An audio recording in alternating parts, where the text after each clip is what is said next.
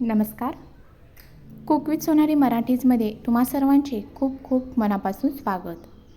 तर आज आपण बनवणार आहोत फणसाच्या गऱ्याची भाजी. तुम्ही इथे ही भाजी पाहू शकता.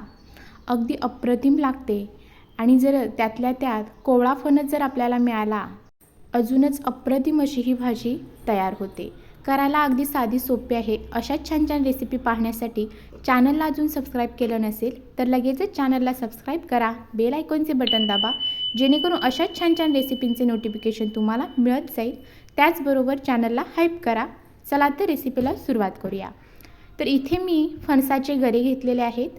फणस कट करून त्यानंतर आपल्याला हे असे गरे बाजूला करून घ्यायचे आहेत आणि त्यानंतर व्यवस्थित असे सर्व गरे जे आहेत ते साफ करून घ्यायचे आहेत. तुम्हाला जर हवं असेल तर ह्याच्या फणसाच्या घोट्या असतात तर त्या वेगळ्या करून सोलूनही घेऊ शकता, पण इथेच हा फणस जो आहे तो कोवळा आहे, त्याच्यामुळे घोटी सोलण्याची गरज नाही. फक्त मी एकाचे 2 भाग करून घेतलेले आहेत. आता याच्यामध्ये पाणी घालायचं आहे आणि पाणी घालून जवळजवळ 2 ते 3 पाण्याने स्वच्छ गरे धुवून घ्यायचे आहेत. संपूर्ण गरे स्वच्छ पाण्याने धुवून घेतले आणि इथे तुम्ही पाहू शकता धुवून घेतल्यानंतर पुन्हा इथे मी पाणी घातलेलं आहे आणि हे असेच आपल्याला बाजूला ठेवायचे आहेत. आता आपण फोडणी करायला घेऊया. त्याच्यासाठी कुकर गरम करून घेतला. तुमच्याकडे मोठं पातेलं असेल तर त्याच्यामध्ये केलात तरीही चालेल. माझ्याकडे मोठं पातेलं नव्हतं म्हणून मी इथे कुकर घेतलेला आहे. त्याच्यामध्ये टाकायचं आहे तेल. तेल गरम झालं की घालायचे आहे मोहरी, जिरे, त्यानंतर घालूया कढीपत्ता आणि चिमूटभर हिंग घालायचं आहे. हिंग घातल्यानंतर आता आपण याच्यामध्ये घालणार आहोत कांदा. तर इथे एक मोठ्या आकाराचा कांदा घेतला आहे. संपूर्ण कांदा घातल्यानंतर याच्यामध्ये घालायची आहेत हिरवी मिरची. तर इथे मी 2 हिरवी मिरची घेतलेत, मोठ्या मोठ्या आकारामध्ये कट केलेत, छान बारीक केलेल्या नाहीत. आता आपण कांदा आणि मिरची व्यवस्थित अशी तेलामध्ये परतून घेऊया, जेणेकरून कांदा आणि मिरची व्यवस्थित अशी फोडणीमध्ये भाजली जाईल. तर हलका तांबूस रंग येईपर्यंत कांदा भाजून घेतला. आता त्याच्यामध्ये घालायचे आहेत काही सुके मसाले.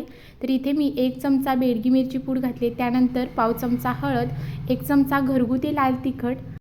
आता हे सर्व मसाले सुरुवातीला तेलामध्ये व्यवस्थित असे परतून घ्यायचे आहेत.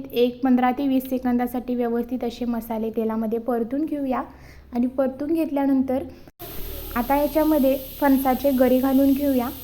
फणसाचे गरे आपण पाण्यामध्ये असताना पाणी निथळून घ्यायचं आहे आणि आपल्याला हे गरे पातेल्यामध्ये घालून घ्यायचे आहेत. संपूर्ण गरे पातेल्यामध्ये घातल्यानंतर आता आपण हे सर्व व्यवस्थित असं मिक्स करून घेऊया.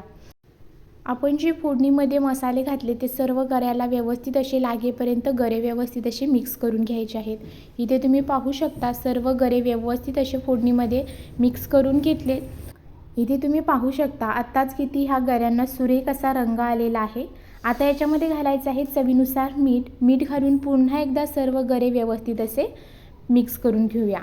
तर सर्व गरे व्यवस्थित असे मिक्स केलेले आहेत. आता याच्यावरती ठेवायचं आहे झाकण आणि झाकण ठेवल्यानंतर आता वरती आपण पाणी घालणार आहोत झाकणाच्या.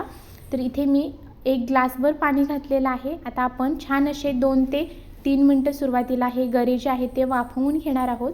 2 ते 3 मिनटं इथे मी गरे छान असे वाफवून घेतले. पुन्हा झाकण काढून संपूर्ण गरे व्यवस्थित असे परतून घेऊया, जेणेकरून पातेल्याला गरे जे आहेत ते लागणार नाहीत.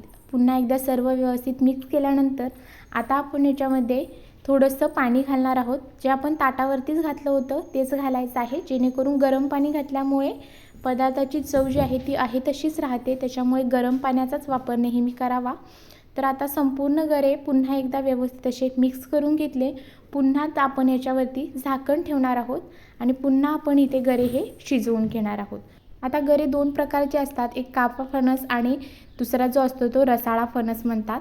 तर आपण जर रसाळ्या फणसाचं जर भाजी करायला गेलो तर ती छान अशी पटकन शिजली जाते, पण काप्या फणसाची भाजी जास्त वेळ लागते शिजण्यासाठी. तर इथे आपण रसाळा फणस वापरलेला आहे, त्याच्यामुळे जवळजवळ 15 ते 20 मिनटामध्ये भाजी छान अशी शिजली गेलेली आहे. आता आपण भाजी शिजले का हे चेक करूया. त्याच्यासाठी इथे मी एक घोटी घेतलेली आहे, थोडीशी गार करून घेऊया आणि त्यानंतर आपण ही बोटाने कट होते का ते चेक करायचं आहे.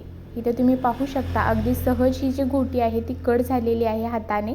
याचाच अर्थ ही परफेक्ट अशी भाजी इथे शिजून तयार झालेली आहे. आता भाजी तर शिजली. आता याच्यावरती घालायची आहे भरपूर अशी बारीक कट केलेली कोथिंबीर. आवडत असेल तर घाला, नाही घातली तरीही चालेल.